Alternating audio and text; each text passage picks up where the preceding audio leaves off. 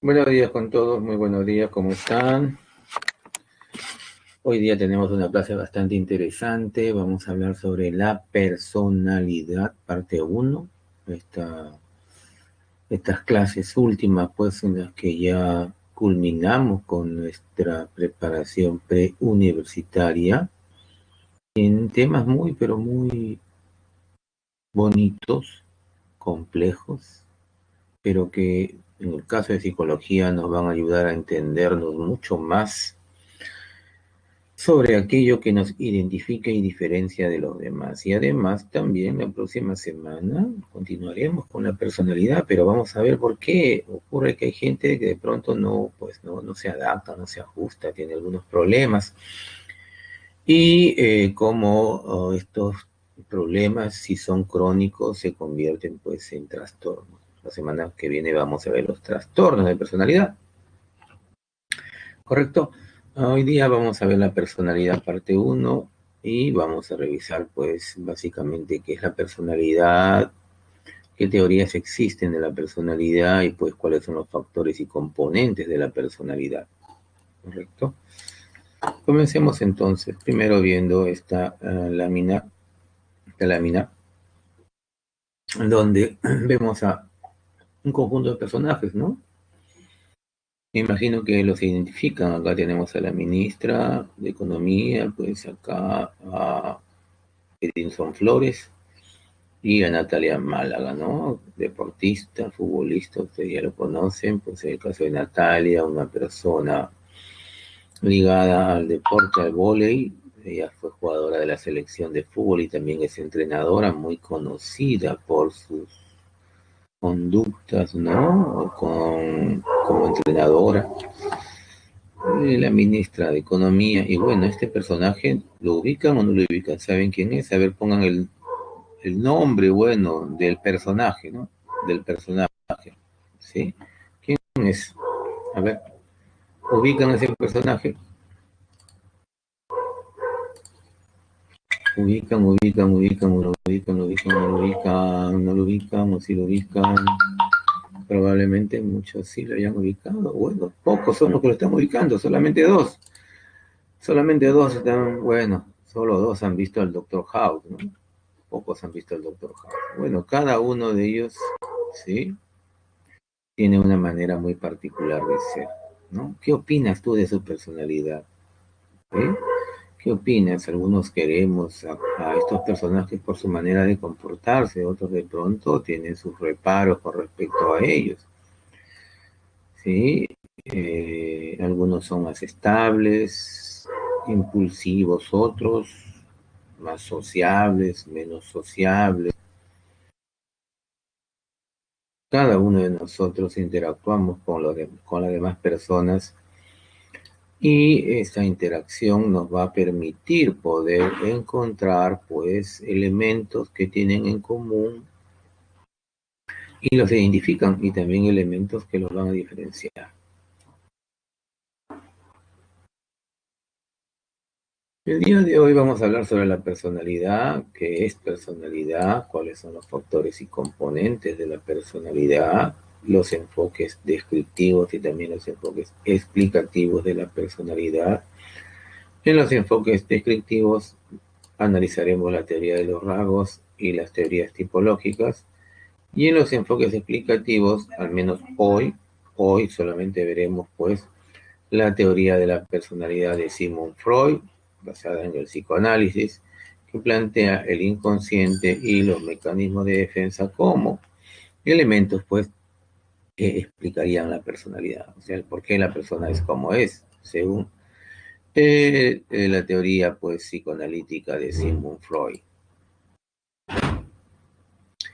¿Qué es personalidad? Pues etimológicamente se asume que esta palabra personalidad proviene del griego prosopón, que quiere decir máscara, careta teatral, o del etrusco persum, que significa cara, o del latín personam, ¿sí?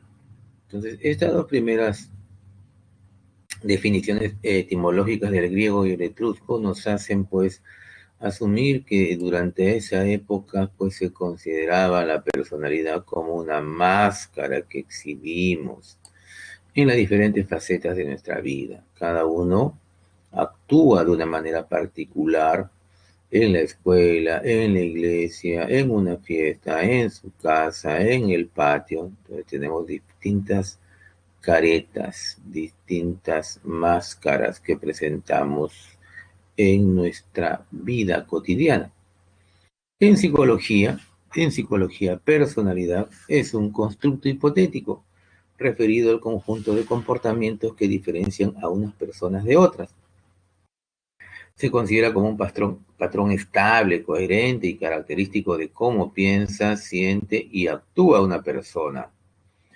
Entonces, en psicología asumimos pues que las personas tienen patrones de comportamientos estables, coherentes, característicos, y estos patrones pues nos permiten nosotros plantear que hay comportamientos que unificados van a identificar a la persona y la van a diferenciar de otras personas. Ahora, esta personalidad, ¿cómo surge? Pues surge a partir de la influencia de tres factores determinantes: la herencia biológica, el entorno sociocultural y la autodeterminación situacional. En nuestra personalidad, pues van a recaer, ¿sí?, elementos hereditarios que nos predisponen a la excitación o a la inhibición. En nuestro sistema nervioso viene una carga hereditaria de nuestros padres, de nuestros antepasados, que van a darle pues cierta disposición a reaccionar o no reaccionar, a ser activos o no ser activos, a ser extrovertidos o introvertidos. Entonces, nosotros venimos con una carga genética en el sistema nervioso que en algunos casos va a hacer que seamos más enérgicos y activos, y en otros casos menos enérgicos y menos reactivos. El entorno sociocultural es el otro factor determinante. La familia, la sociedad, la cultura, los medios de comunicación, las iglesias, los clubes, etcétera, etcétera. Todo lo que nos rodea y que nos va permitiendo socializar también va a influir en nuestra personalidad. De hecho, si usted no observa cómo es un brasileño, un argentino, un peruano, un chileno, va a encontrar, pues, sí, formas muy particulares de comportarse, desde su actitud para con los demás. Va a encontrar, pues, que cada entorno sociocultural ha influido en cada uno para tener una personalidad muy particular. Entonces el entorno sociocultural también va influyendo en nosotros, va haciendo que seamos de repente más fuertes, más alegres, más activos, menos activos, más solidarios, menos solidarios. Y finalmente la autodeterminación situacional, ¿no? La historia personal. Cada uno tiene sus propios eventos que le van ocurriendo. Y cada uno, pues, conscientemente va decidiendo, va autodeterminando, ¿sí?, cómo vivenciar la situación y cómo enfrentar la situación. No todos tienen una fuerte autodeterminación, algunos tienen menos autodeterminación. Algunos prefieren ser dirigidos, orientados, otros no, prefieren dirigirse y orientarse ellos mismos. Pero en síntesis, pues cada uno en función a sus propias historias personales y su propio autoconcepto también va a tomar decisión acerca de su personalidad. A veces pasa que uno está acostado durmiendo o tal vez sentado en algún lugar y se pone a evaluar su vida y entonces dice, bueno, ya no quiero seguir siendo tan, pero tan condescendiente con la gente, ¿no? Y esto me está afectando tanto, ¿no? Me piden un favor y lo hago y luego, ¿y cómo me pagan? De pronto se pregunta, ¿cómo me pagan? No, ya no voy a ser así, voy a cambiar. Ya no voy a ser tan amiguero, ya voy a limitar mis amigos. Ya comienzo a borrar a todos los que por Facebook, ¿no? No me están contestando. Entonces uno va decidiendo. Ya no quiero ser muy sociable, quiero ser menos sociable. Ya no quiero ser tan irrespetuoso, quiero respetar más a la gente, ¿no? La estoy pasando mal. Entonces tú también determinas qué hacer con tu vida, desde cambios en tu personalidad. Entonces los tres elementos se conjugan, ¿no? La herencia biológica, el entorno sociocultural y la autodeterminación situacional. Ahora, los componentes de la personalidad son dos, el temperamento y el carácter, ¿no? Tenemos el temperamento y tenemos el carácter como pues los dos componentes de la personalidad. O sea, ya en nosotros, ¿qué cosa hay? Temperamento y carácter. El temperamento, que es la base biológica que viene en el sistema nervioso a través de una predisposición heredada que nos permite tener niveles de emotividad diferenciados. Algunos tienen altos niveles de emotividad y otros medios y otros bajos niveles de energía, ¿no? Pues qué tanta energía tienes de gente que anda opacada, como si no tuviera pilas, ¿no?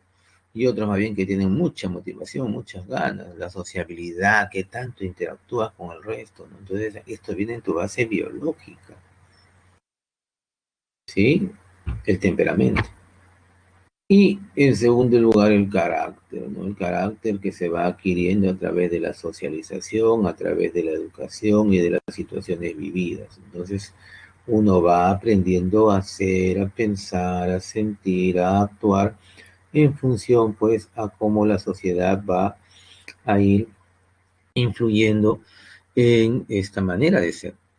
Y esto sería nuestro carácter, ¿no? El carácter tiene el componente ético, el temperamento no. ¿Sí? Entonces, de pronto, ¿no? Por tu temperamento, tenías una energía bastante fuerte, pero la sociedad, la cultura y tú mismo comienzas a ver, ¿no? De que como que no te conviene ser tan, ¿no? Tan, pero tan enérgico, tener tanta energía y estar por aquí, por allá, por aquí, por allá, ¿no? Entonces, no, ya voy a disminuir, ya no, voy a controlarme, ya, más tranquilidad, más tranquilo, relax, relax y comienzas a relajar. Bien, esos son los componentes, temperamento y carácter. Ahora, la psicología tiene tantos enfoques, tantas escuelas, hemos estado viendo nosotros desde la primera clase, pues, ¿no? Distintas escuelas y luego enfoques psicológicos. En el estudio de la personalidad vamos a ver, pues, distintas teorías de la personalidad. Algunas se enfocan descriptivamente y otras explicativamente. Por eso hablamos pues de enfoques descriptivos y enfoques explicativos. Los enfoques descriptivos de la personalidad se dividen en la teoría de los rasgos y las teorías tipológicas. La teoría de los rasgos asume los rasgos como características estables y duraderas en la persona. Y las teorías tipológicas asumen la tipología como una clase, categoría o tipo específico de personalidad. Los enfoques explicativos, ¿sí? Hoy día solamente vamos a ver el psicoanálisis. Los enfoques explicativos se concentran en tratar de entender por qué la persona tiene esa personalidad que presenta. Ahí está el psicoanálisis, tenemos al humanismo, tenemos al conductismo, tenemos por ahí la teoría cognitiva social, ¿no? Que tratan de explicar la personalidad. Con respecto a la teoría de los rasgos, que está dentro de las teorías descriptivas, Gordon Allport, este psicólogo, considera que los rasgos son sistemas neuropsicológicos que impulsan formas consistentes de conducta. Esto quiere decir que al interior de la persona existe pues un sistema, una organización neurológica y psicológica que hace que la persona se comporte regular, duradera, homogéneamente durante un periodo de tiempo. Para Gordon Allport, los rasgos se dividen en centrales, secundarios y cardinales. Los rasgos centrales son un conjunto de 5 a 10 rasgos que permiten describir a la persona y que son visibles en toda situación social. Todo el mundo ve esos rasgos. Con ellos describimos a la persona. Por ejemplo, podemos decir que los rasgos centrales de el profesor Timoteo, vamos a poner profesor Timoteo, los rasgos centrales del profesor Timoteo son pues que es impulsivo, que es extrovertido, que es una persona honesta, respetuosa, responsable, solidaria. Lo estamos describiendo, sin embargo es impulsivo. ¿Correcto? Serían sus rasgos centrales. Los rasgos secundarios no son visibles en situaciones sociales, ¿sí? Son rasgos latentes, están en la persona, potencialmente se encuentran en la persona y se van a poder exteriorizar y visualizar en situaciones especiales, en situaciones muy específicas. O sea, no siempre vamos a poder verlos. Están ahí, pero no todo el mundo los ve. Entonces, por ejemplo, de pronto alguno de ustedes colecciona insectos y la gente no sabe que usted es un coleccionista de insectos. Muy pocos pueden ver eso, que tiene ese hobby. Ese sería un rasgo secundario. O otro ejemplo, Timoteo, pues este profesor que hablamos en su momento, vamos a suponer, lo estamos poniendo como ejemplo, pues en clase, frente a todos, sí, se comporta muy tranquilo, aparentemente pues inofensivo, ¿ok? La gente podría decir que está, pero tan tranquilo que no mataría ni una mosca. Sin embargo, cuando hay un terremoto, pues es el profesor que de pronto es capaz de ingresar, ¿no? Ingresa al aula y salva a los estudiantes que de pronto quedaron en los escombros, miren, ¿no? Entonces, ese rasgo de valentía no se había observado, se está viendo en esa situación especial, en esa situación específica. Y los rasgos cardinales son, pues, un rasgo único que tiene la persona y que en toda situación es visible. O sea, ese único rasgo lo orienta, lo guía. Recuerden pues que los puntos cardinales, ¿no se acuerdan los puntos cardinales? Sí, teníamos la brújula, norte, sur, este y oeste. ¿Sí? Norte, sur, este y oeste. Entonces, con la brújula, las personas se orientaban. Hoy también podrían usar la brújula para orientarse, ¿no? Pero ahora utilizan el GPS y otras cosas. Bueno, uno se orientaba, entonces era puntos cardinales, norte, sur, este y oeste. Ahora, haciendo la analogía, ¿no? Rasgo cardinal es el rasgo que te orienta, que te dirige, ¿sí? Es el único camino que sigues. En toda situación, tu comportamiento está ligado a ese rasgo cardinal, ¿sí? Por ejemplo, Fray Martín de Porres, ¿no? Fray Martín de Porres, ahora en noviembre viene pues su fiesta de Fray Martín, pero Fray Martín, sí, desde niño era pues muy desprendido, ¿no? Era muy desprendido, siempre ayudando, siempre colaborando a quien sea, no importándole su origen, raza o poder que podía tener, ¿no? Siempre humilde y siempre muy desprendido, muy altruista, de ayudar y ayudar y ayudar y ayudar, ayudar a los demás, ¿no? Su mamá le mandaba al mercado a hacer compras y él de pronto regresaba sin las compras y a veces hasta sin camisa. ¿Qué ha pasado? ¿Qué has hecho, Martín? Le decía la mamá. Y Martín, ¿qué había hecho? Le había regalado de pronto su camisa, ¿no? A otra persona que estaba con frío y los alimentos a las personas que tenían hambre. ¿Sí? Entonces, desde pequeños fue creciendo igual, ¿no? Fue creciendo igual, buscando siempre ayudar, siempre colaborar, curar, ¿no? Aprendió a utilizar las hierbas para curar a las personas que estaban enfermas, independientemente de su condición social, ¿no? Porque inclusive, pues, ¿no? Hasta eh, fue a ayudar al virrey, también a una persona que en cierta ocasión lo atacó, a muchas personas que lo atacaron, ¿no? Cuando necesitaron de su ayuda, él fue a ayudarlos, ¿no? Veían, no había rencor ni nada.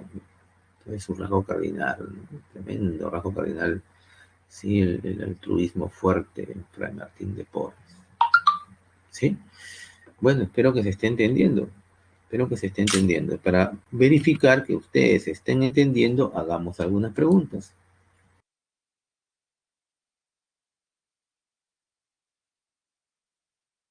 Interesante lo pregunta Nicolás, ¿no? Dice, cuando una persona con rasgo central extrovertido va al colegio nuevo y es tímido, ese rasgo central se vuelve secundario.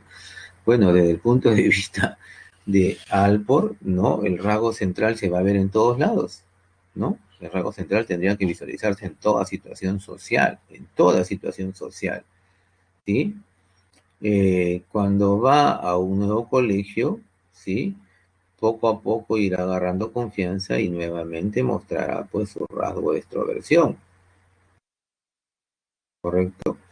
Entonces eso pasa en muchas personas, ¿no? Muchas personas sí tienen que primero adquirir confianza. Otros no, ¿no? Otros de arranque, segundos confianzudos, ¿sí?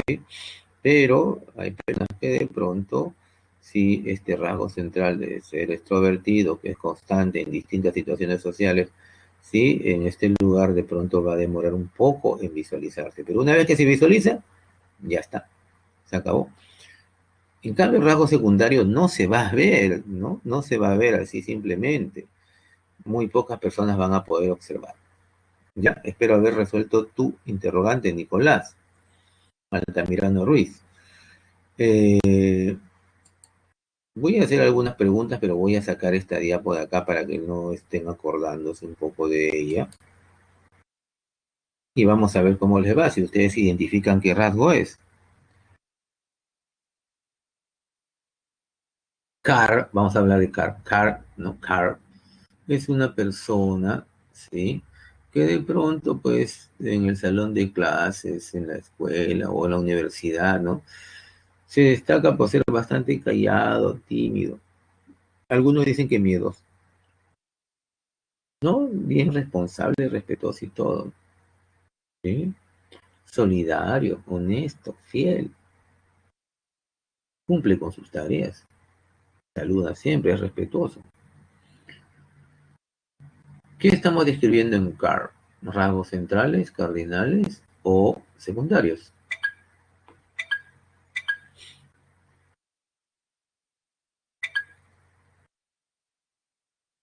A ver, 8 han respondido.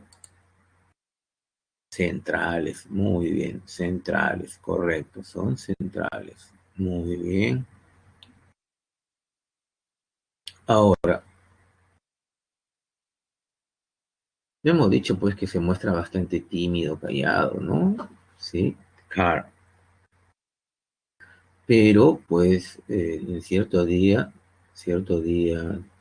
sí, su enamorada le contó a una amiga que Carl en la habitación, es una fiera. ¿Qué estaría describiendo ahí? ¿Qué rasgos centrales, secundarios o cardinales? Y ahí sí son, ¿no? Ahí sí ustedes son rápidos, al toque, su imaginación corre fuerte. Uf, se desprendieron. A ver, vamos a ver. Pero algunos han puesto que no han respondido. Algunos han puesto secundario, que está bien, ¿no?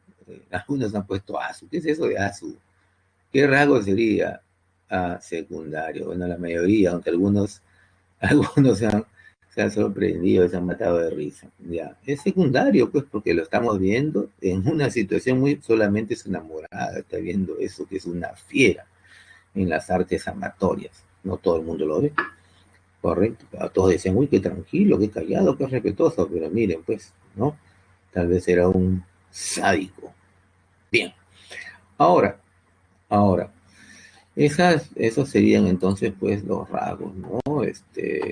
Más interesantes que debemos conocer desde el punto de vista de la teoría de los rasgos de Gordon Allport. Pero ahora veamos también, pues, otros tipos de tipologías o de teorías descriptivas, ¿no? Tenemos las teorías tipológicas que se dividen en constitucionales y psicológicas. Constitucionales viene de la constitución, cómo está constituido el cuerpo, constitución del cuerpo. Aquí tenemos a Galeno con su teoría de los humores o temperamentos y a Kressner con su teoría somato-psíquica. Dime cómo es tu cuerpo, te diré cómo es tu estructura psicológica.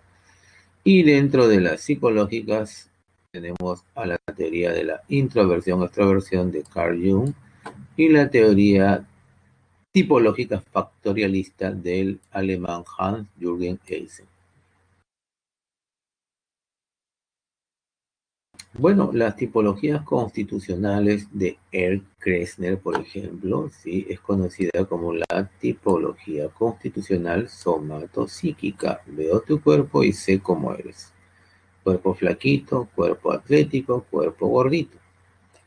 La estructura somática lectosómica vendría a ser delgado, famélico, flaco. Psicológicamente sería un esquizotímico, desconfiado, suspicaz, aislado, introvertido.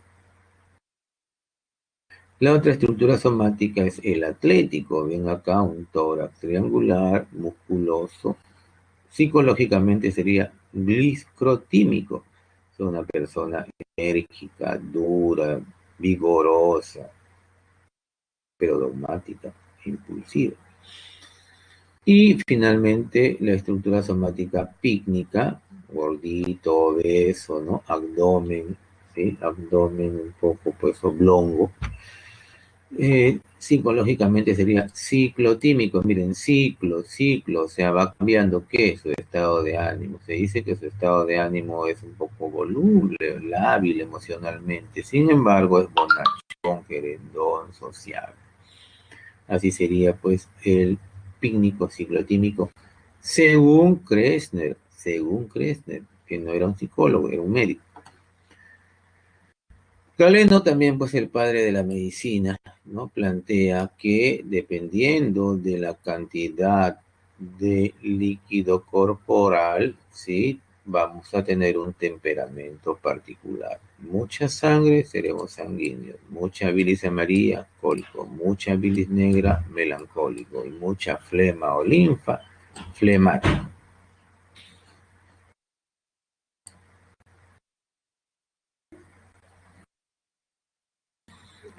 La otra teoría descriptiva es pues la tipológica de introversión, extroversión de Carl Jung, ¿no? Esta sería una pues ya tipología psicológica, ¿sí?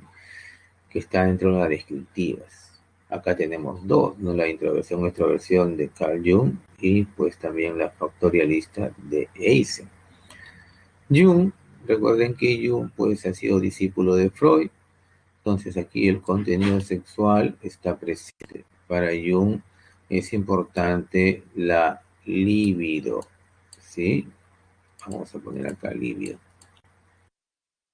Libido, que recuerden ustedes que es esa energía que impulsa a, pues, el sexo, energía sexual. Entonces, según Jung, ¿no?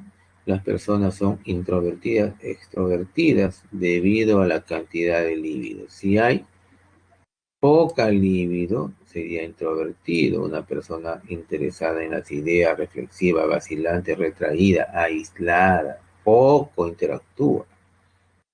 Entonces, ¿qué nos dice Jung? Como tiene poca libido, entonces no necesita copular, entonces no interactúa. En cambio, cuando tiene mucha libido, dice, ¿no? Demasiada energía libidinal, será un extrovertido, una persona comunicativa, de apertura social, que se adapta y crea vínculos con facilidad, que está tratando de conquistar para satisfacer su libido. Imagínense, ¿no? Esa forma de pensar que tenía pues Carl Jung. ¿Sí?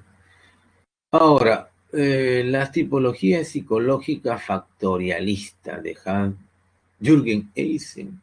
Él plantea pues que hay tres dimensiones o también llamadas factores, tres factores que describen a la persona. El primer factor, la sociabilidad, el grado de introversión o extroversión que tiene la persona, que tanto interactúa con los demás. ¿Sí? Primer factor. Segundo factor o dimensión, el neuroticismo. ¿Sí? El grado de estabilidad, inestabilidad emocional. El neuroticismo, en qué medida los estímulos, ¿sí?, van a afectar tu respuesta. ¿Sí? Si los estímulos influencian en tu respuesta del sistema nervioso, entonces vamos a decir pues que tienes alta inestabilidad, ¿no?, emocional. Si no es así, pues más bien sería más estable. Y finalmente el psicoticismo, que es el grado de distorsión que tiene la persona sobre la realidad.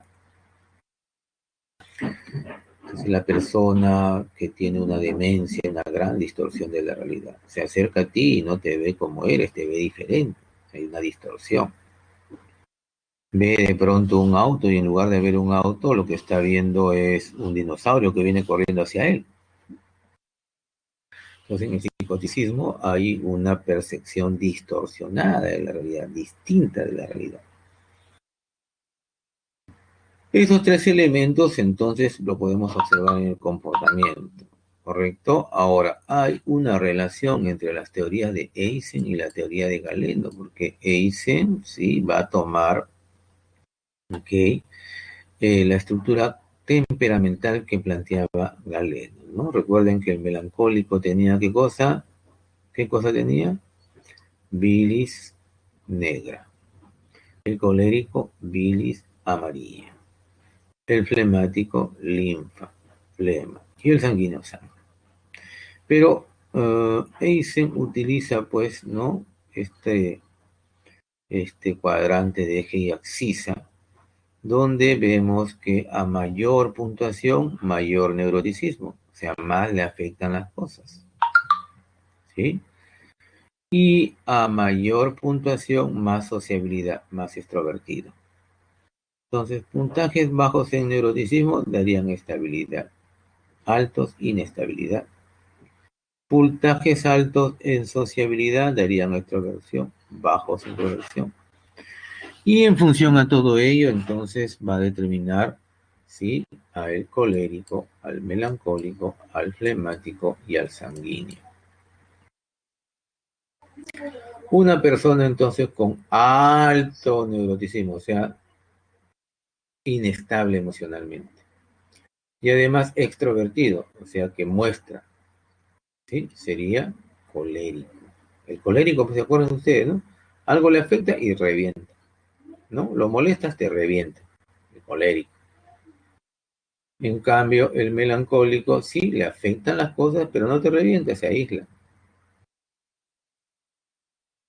¿Vieron? ¿Por qué? Porque es introvertido. le afecta, pero como es introvertido se aísla. El flemático, el flemático, pues no le afectan las cosas, ¿sí? Y además se aísla, así es el flemático.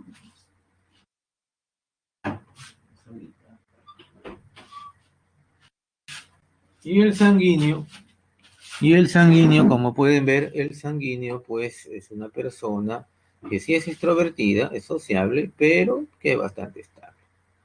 Entonces, el colérico es sensible, intranquilo, agresivo, excitable, inconstante, impulsivo, optimista y activo. El melancólico, malhumorado, temeroso, rígido, sereno, pesimista, reservado, poco sociable, bastante tranquilo. El flemático es pasivo, escrupuloso, pensativo, pacífico, confiable, equilibrado, poco sensible y ecuánime. Y el sanguíneo es sociable, franco, locuaz, receptivo, vivaz, despreocupado, cómodo y dotado para mandar. O sea, puede ser un buen líder el sanguíneo. ¿Van entendiendo, chicos? Bien. Vamos a hacer alguna pregunta para ver si pueden ubicar ustedes a estos tipos temperamentales, melancólico, colérico, flemático y sanguíneo. Vamos a ver cómo les va, ¿sí? A ver qué tal responden aquí, ¿sí? Después de lo que he explicado, me imagino que han entendido, así como entendieron hace un momento, pues, las preguntas que hice acerca de los rasgos, ¿no? De inmediato entendieron. Bien, vamos a ver aquí un ejemplo y cómo les va, ¿sí? Vamos a suponer que, pues, Hans ha ido con su enamorada a una fiesta. Los dos ingresaron a la universidad, están muy felices, están ahí bailando en la fiesta, están contentos en la fiesta. Sí, sin embargo, ¿no? De pronto Hans se va a los servicios higiénicos, demora un poco porque hay una tremenda cola, ¿sí? Y cuando regresa, Hans se encuentra a su enamorada bailando, ¿sí? Con su contrincante, con su enemigo más acérrimo en el centro P. Esto pues lo molesta mucho a Hans, ¿no? De inmediato se apena, se siente mal. Lo que hace Hans pues es irse a su casa y no contestar ni cuando ella llama. Entonces se afectó y se aisló. ¿Qué sería Hans? ¿Qué sería Hans? ¿Cuál sería esa tipología? Al toque han respondido, ¿no? Al toque. ¿Por qué? ¿Quién ha puesto F? F no, pues ¿cómo va a ser F? El hermético no es melancólico. Melancólico. Qué rápido se han entendido bien. Son buenos estudiantes, chicos. Bien, ya pueden ser psicólogos, creo. A ver, siguiente, a ver. Otro Hans, este es otro Hans, ¿sí? Igual, sale del baño, encuentra a su enamorada que está bailando con su contrincante acérrimo de la pre, que para colmo ingresó, ¿sí? Con un puntaje mayor que él. Entonces ve que está bailando y de inmediato se acerca y le mete un puñete al contrincante. Entonces se afectó y ¡piu! Lo reventó. ¿Cuál sería? Ajá, colérico, ¿no? Se afecta y ¡fu! Explota, o sea, extrovierte lo que le pasa. Muy bien, están respondiendo bien, ¿no? Casi todos están respondiendo bien. Veo que están muy, pero muy concentraditos en la clase. Ahora, otro Hans, este es otro Hansito. Otro, hay tantos Hans en el mundo, ¿no? Como estamos hablando de Hans Einstein, estamos hablando de Hans. Este Hans, sí, regresa y ve que su enamorada está bailando, ¿no es cierto?, con otra persona, bueno, con el contrincante acérrimo. Y pues ve simplemente y se sonríe y también saca a bailar a otra chica y se pone a bailar también él con la otra chica. No se afecta, no se molesta, se divierte. En su cabeza dice, bueno, seamos felices los cuatro, pues, ¿no? Seamos felices los cuatro. ¿Ok? ¿Sí? ¿Qué sería él entonces? ¿Qué sería él? A ver, ¿qué estarán colocando? ¿Qué estarán colocando ustedes? Seguro que acá sí se confundieron, ¿no? Veamos qué están colocando. Ah, no se confundieron, está bien, sanguíneo, aunque uno puso por ahí flemático, ¿no? Pero este es sanguíneo, ¿por qué? Ve, saca provecho, está bien, sigue sociabilizando, sigue sociabilizando. El flemático, por el contrario, ¿no? Sí, se hubiera también, se hubiera sentado, o sea, se hubiera seguido viendo, pero no seguía sociabilizando, ¿no? En cambio, el sanguíneo sí sociabilizó, sacó de la otra persona y todo, ¿no? El flemático, pues, llega y se va y se siente y sigue mirando. ¿Ok? Bien, veo que han entendido entonces lo que he estado explicándoles. Vamos a ingresar ahora ya a esta lámina que nos habla acerca de ya los enfoques explicativos, ¿no? Uno de ellos, porque no vamos a ver hoy día el resto, hoy día vamos a ver solamente el enfoque explicativo del psicoanálisis de Sigmund Freud. Recuerden que Freud tampoco era psicólogo, era más bien un médico, un fisiólogo. Para Freud, pues, entender la personalidad requiere de entender la conciencia. Freud divide, pues, a la conciencia en tres niveles. El nivel consciente, ¿no? Que es el nivel al que accedemos todos, en el que estamos vigilantes y atentos y nos damos cuenta de todo. El nivel preconsciente, donde haciendo un pequeño esfuerzo podemos acceder a nuestros recuerdos, el nivel preconsciente, y el nivel inconsciente, aquellos elementos que se encuentran tan, pero tan profundos en nuestra conciencia que no podemos acceder. Entonces, en el nivel inconsciente, fíjense, está el super yo y el ello, o sea, no podemos acceder a ellos, según Freud. En cambio, el nivel preconsciente está el yo, ¿sí? Que se encuentra en contacto con la realidad, pero que debe lidiar con el super ello y el ello. En la estructura de la personalidad para Freud, ¿sí? Son vitales el ello, el yo y el super yo. El ello, ¿sí? Es donde se encuentran pues todos los impulsos, las fuerzas impulsivas, el eros y el tánatos que se rigen por el principio del placer. O sea, el ello busca, ¿sí? Disfrutar a través del sexo, que sería el eros, o de la agresión y muerte, el tánatos. El super yo, por el contrario, personificaría los valores sociales, porque en el super yo se encuentran depositados las normas, los valores, los principios, las reglas de comportamiento, las leyes, que pues la persona ha interiorizado tanto que de pronto también lo regulan, ¿no? Y el ego o yo pues está en contacto con la realidad y se rige por el principio de la realidad. Entonces, el ello va a influenciar sobre el yo y el superego también influenciará sobre el yo, ambos al mismo tiempo de manera inconsciente. Cuando ocurre que el yo, ¿sí? Se encuentra indeciso sobre qué hacer, surge lo que se llaman pues los mecanismos de defensa. Y Freud plantea pues distintos mecanismos de defensa que serían inconscientes, ¿no? Cuando hay conflictos entre el ello y el super yo, sí generan una angustia que lleva al yo a defenderse utilizando mecanismos de defensa. Según Freud, estos mecanismos serían completamente inconscientes, ¿sí? ¿Cuáles son esos mecanismos? Vamos a ver algunos de ellos. La represión, ¿no? La persona pues olvida por completo el evento ocurrido, por completo lo reprime. Entonces inconscientemente le queda no recordar para nada lo que vivenció en un momento.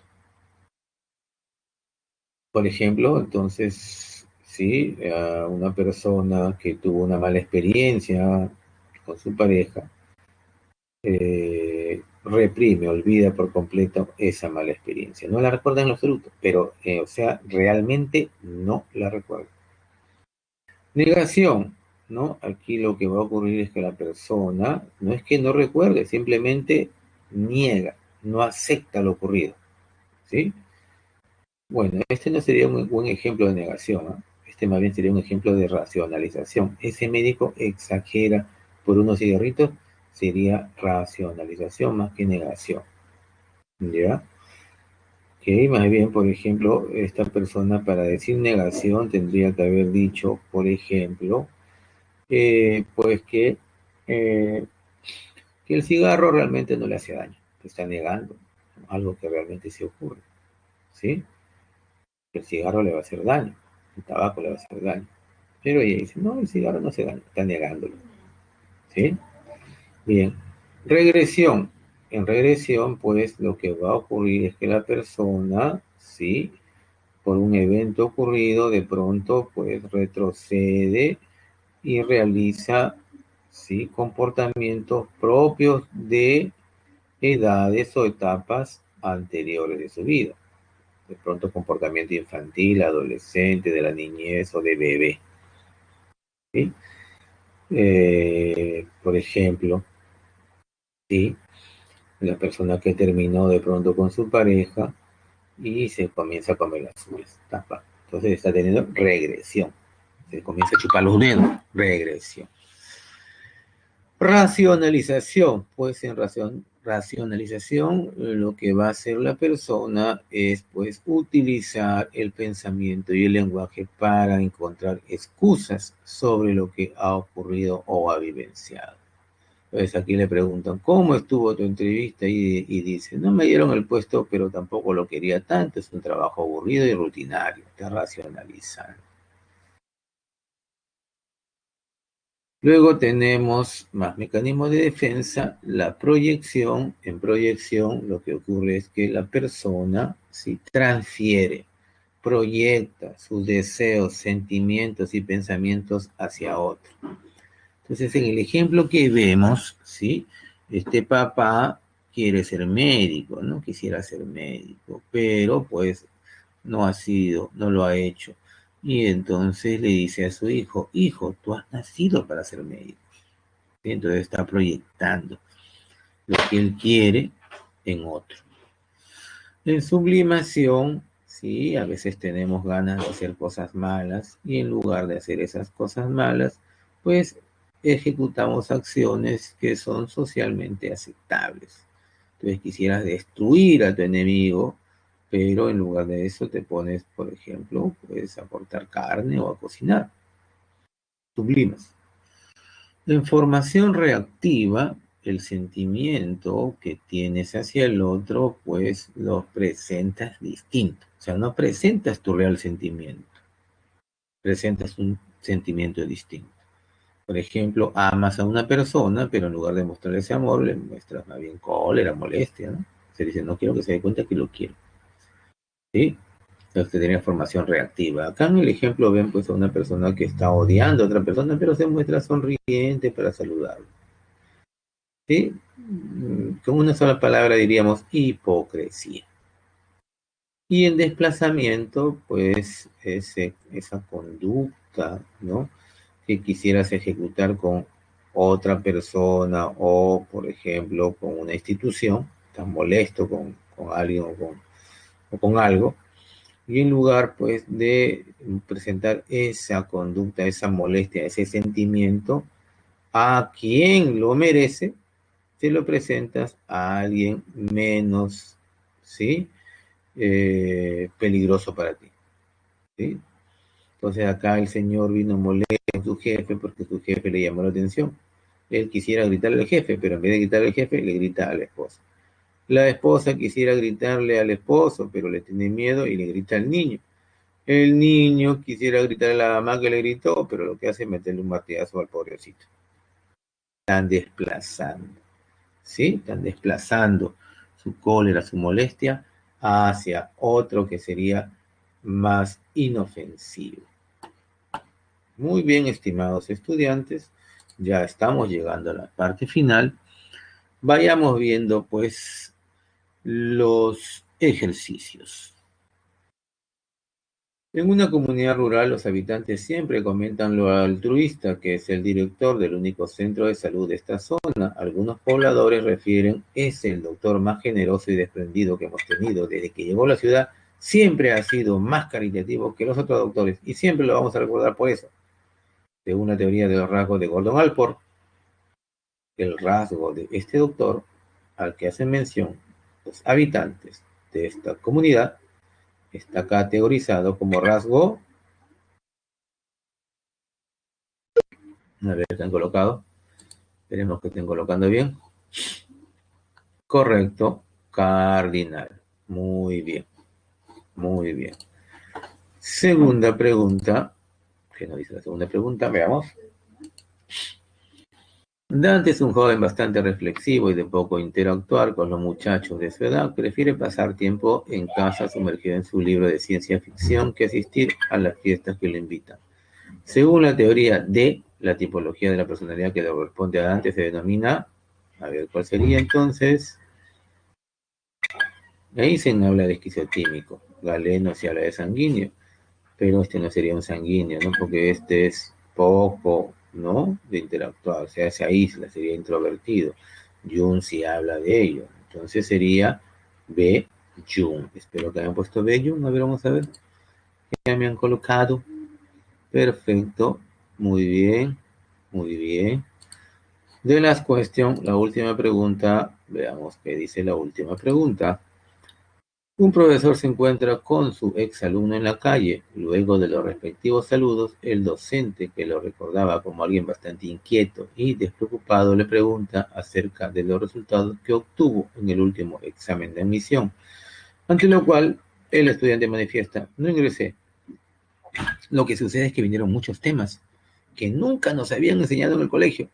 El mecanismo de defensa que ilustra la respuesta del estudiante se denomina, ¿qué sería?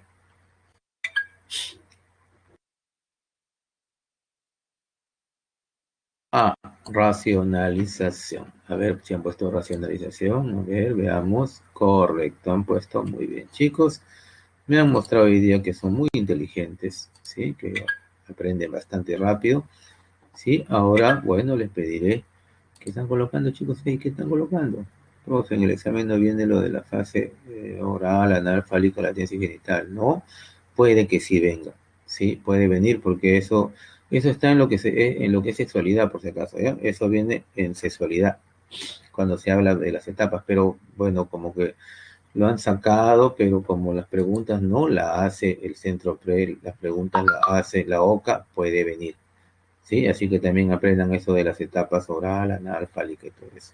Bien, chicos, ¿qué les pareció la explicación de la clase de hoy? Por favor, de una vez, la encuesta que ya estamos sobre la hora.